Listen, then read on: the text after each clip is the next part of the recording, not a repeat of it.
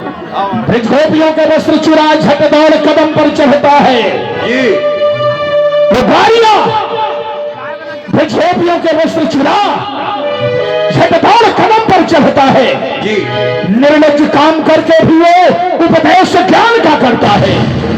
भोली भाली प्रयांगनाएं ब्रजगोपियां यमुना में स्नान करने के लिए जाती हैं।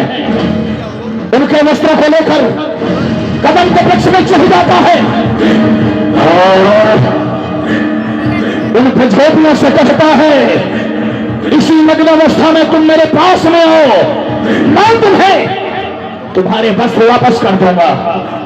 अपने आप को कहता है, अहम ब्रह्मास्मि, मैं स्वयं ब्रह्म हूं और तुम सब जीवात्मा हो। ब्रह्म का और जीव का पारस्परिक प्रकार संबंध होता है।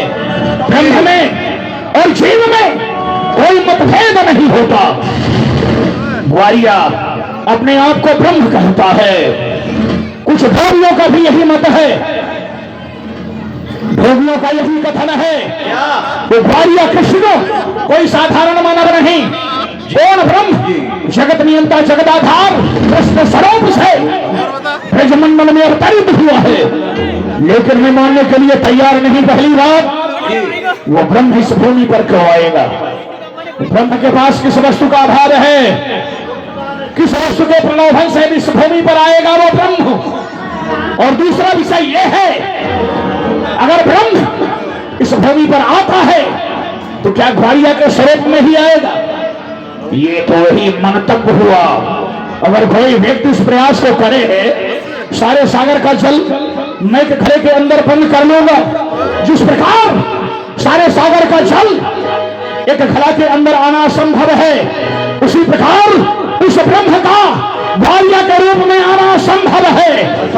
अभी तक तो मैं समझता था ये भोले भाले ब्रजवासी, अगर हम इन्हें किसी प्रकार की प्रताड़ना देते हैं, कोई कष्ट पहुंचाते हैं, तो हमारे निकटवर्ती राजा हमारी हंसी करेंगे और कहेंगे, कंस एक अद्वितीय योद्धा, एक महान छत्रपति राजा, उसने अपनी रैयत को ही प्रताड़ित किया। लेकिन मैं देख रहा हूं ग्वारियों का अत्याचार अनाचार